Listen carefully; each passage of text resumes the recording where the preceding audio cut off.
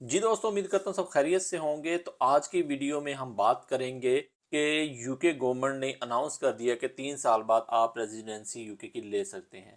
Student भी apply कर सकता है, कोई भी कर सकता है। ऐसी बहुत सारी वीडियोस हैं जो मैंने यूट्यूब और टिकटॉक पे उसे उसका थंबनेल उसका स्टार्ट मैंने वीडियोस का देखा है। लोग पैसे बनाने के लिए, मुझे नहीं समझ आती कि ऐसे आइडियाज़ कहाँ से ले लेते हैं। तो मैं आपके साथ 5 ऐसे रूल्स शेयर करूंगा जिससे आपको ये वाज़िया तौर पे एक लीगल प्रोसीजर के तहत आप यूके की रेजिडेंसी ले सकते हैं।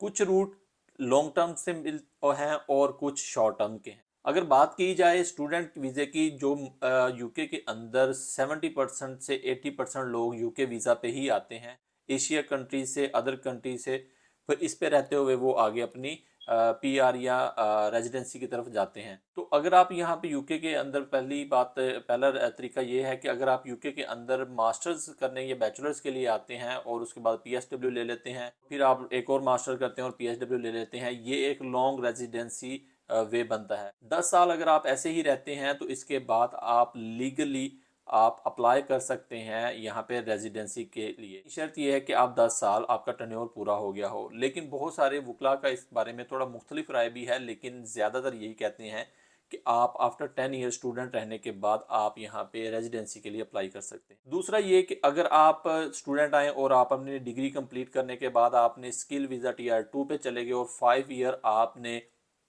मुकम्मल उस पे स्पेंड किए, और शर्त पहली से सबसे ज़्यादा अहम रखती है, आप 180 दिन से ज़्यादा यूके से बाहर उस टीआर 2 वीज़े के होते ना रहें, और आपके बाकायदा 5 साल आपके taxis each and everything properly manage हुई हो, तो आप 5 ईयर के बाद इसे सुकून के साथ आप अपनी रेजिडेंसी के लिए अप्लाई कर सकते हैं।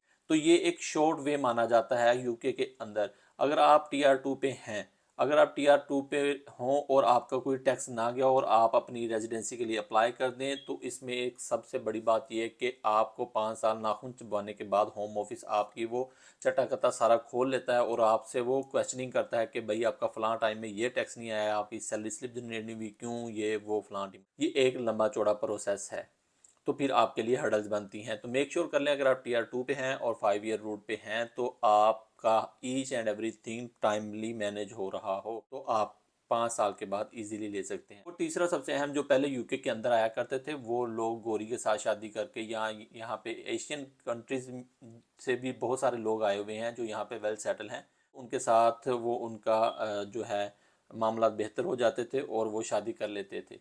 अगर आप यहाँ यूके के अंदर आएँ और आपने यहाँ पे किसी से शादी कर ली, तो सबसे बेहतरीन ये है कि आप 2 साल बाद, 3 साल बाद अप्लाई कर सकते हैं लीगली तौर पे डिपेंडेंट वीज़ा के लिए। जी हाँ, आप पीआर ले सकते हैं, लेकिन शर्त यह है कि आपके पास सॉलिड रिलेशनशिप की वजूहात के साथ साथ प्रूफ भी अवेलेबल हो कि भाई हमारे हैं और एक दो बच्चे भी हो गए हैं, तो अभी तक हमारा रिलेशन बहुत अच्छा चल रहा है, तो इसमें आप मज़ीद आगे हम लाइफ टर्म में चलेंगे तो वो आपको दे सकते हैं। इसमें 3 साल के बाद नॉर्मली आप 4 साल में आपको इंडेफिनेट मिल जाता है। पहला आपका जो इंडेफिनेट 2 ईयर्स का मिलता है, आपको रिमेन टू लीव इधर यूके के अंदर का, उसके बाद आपको परमानेंट रेजिडेंसी मिल सकती है सेकंड वीज़ा रिन्यूअल के बाद।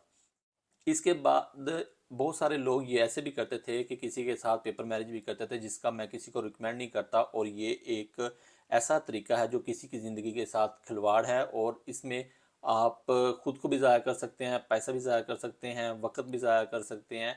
इन केस अगर रेजिडेंसी आपको ना मिले और होम ऑफिस आपका केस डिक्लाइन कर दे और आपका सब कुछ तबाह हो जाएगा। इसलिए मैं पेपर मैरिज किसी को भी सजेस्ट नहीं करता। अगर आपकी यहाँ पे शादी हुई है तो उसे लीगली रखें और इसे जेन्युइन तरीके के साथ, जो एक लीगल शादी का तरीका है, उसे अपनाएं, ताकि वो एक आपका ओरिजिनल रिलेशन हो और आपके लिए वो बेनिफिट बन सके, बजाय कि वो बाले जान। चौथा एक ऐसा तरीका है ग्लोबल, जो कि चलता है। बहुत सारे लोग ये भी कहते हैं कि ग्लोबल के तौर पे उसे देखा तो जाता है, लेकिन वो एक अच्छा ऐसा तरीका है कि आप 3 साल के बाद उसमें आप रेजिडेंसी भी अप्लाई कर सकते हैं। ग्लोबल इनोवेटर फाउंडर वीज़ा उसे बोलते हैं। अगर आप यहाँ पे गवर्नमेंट को अपना एक ऐसा केस शेयर करते हैं जिसमें आप 3 साल के बाद रेजिडेंसी इजीली ले सकते हैं, जिसमें आपको इन्वेस्टमेंट कोई ख़ास नहीं चाहिए होती। अगर आप चाहते हैं कि इस पे आपको मुकम्मल डिटेल्स मिले, तो आपके इसमें एक मज़ीद अच्छी और कंप्लीट वीडियो भी बना दूंगा। लेकिन फाउंडर वीज़ा आपको गवर्नमेंट को एक ऐसा प्लान देना होता है जिसमें आप गवर्नमेंट को लगे कि हाँ भाई हमारे पास ये चीज़ की कमी है तो ये बंदा हमारे लिए फ़ायदेमंद होगा। आपको गवर्नमेंट की ज़रूरत बनना होती है। जैसे कि यहाँ पे आप कह सकते हैं कि आईटी एक बहुत बड़ा और मेजर एक किरदार अदा कर रहा है।